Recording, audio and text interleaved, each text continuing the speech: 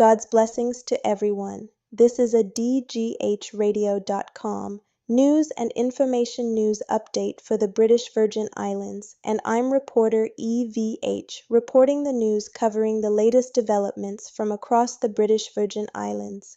Top of the hour, security and justice. The governor has commissioned a full, independent external investigation into last month's break from His Majesty's prison at Balsam Gut, where 2 inmates escaped and remain at large.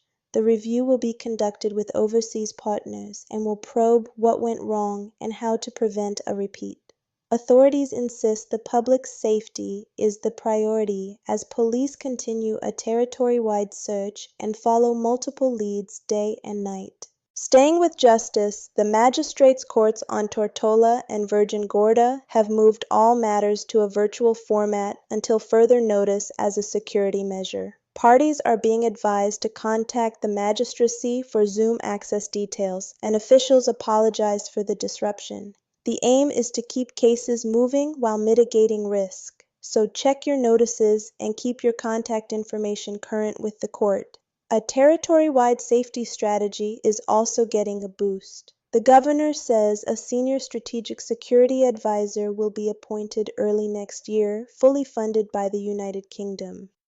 The advisor will help coordinate planning across agencies, support technology upgrades, and drive implementation of recommendations that emerged from the recent anti-crime summit. The move is part of a broader effort to sharpen intelligence sharing, strengthen communications, and bolster border security. Turning to governance and identity, a prominent local commentator is urging residents to rethink the language used to describe the Virgin Islands, arguing that terms like territory don't reflect the people's proud sense of nationhood. The debate comes as leaders and citizens reflect on the arc of constitutional development and what greater self-determination should look like, politically, culturally, and in everyday life.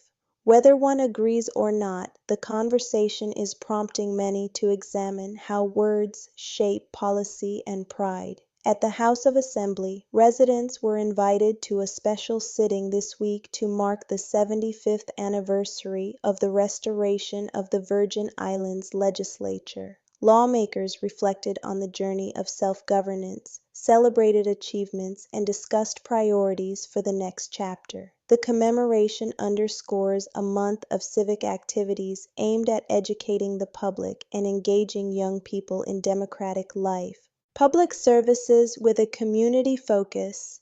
Construction is set to begin on a long-look transitional facility and social complex to support people facing homelessness or instability.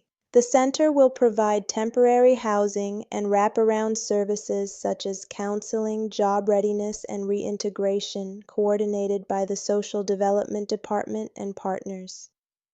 Leaders say the goal is to break cycles that move people between the streets, emergency rooms, and the justice system, replacing crisis with a pathway to stability.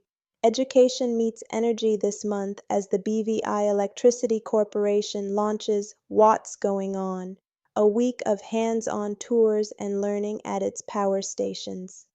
Secondary and post-secondary students, along with business stakeholders, will get a close-up look at generation and distribution to spark interest in energy careers.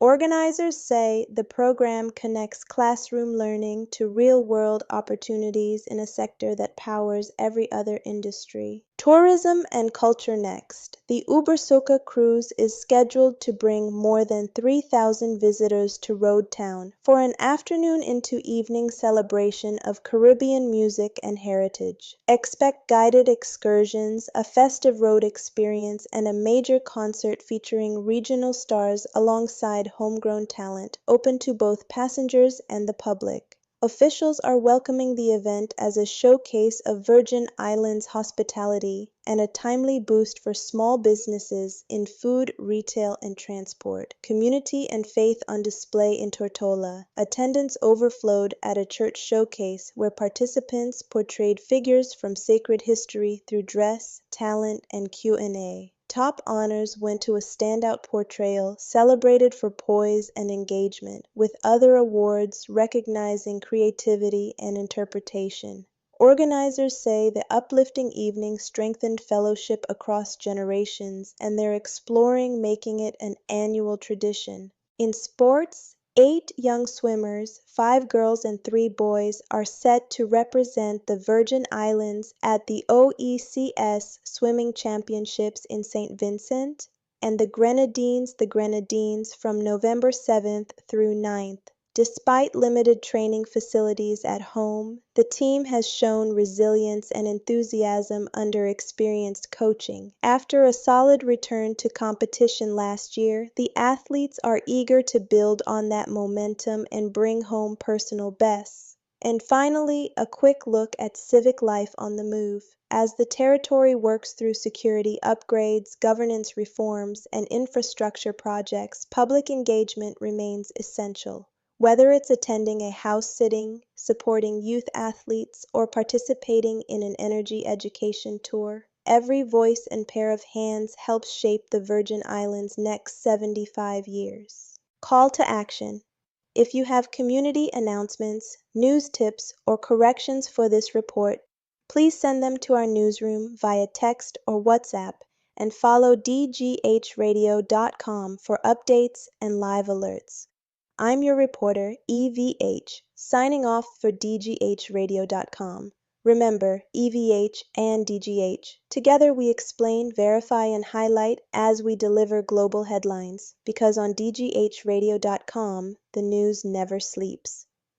Ciao!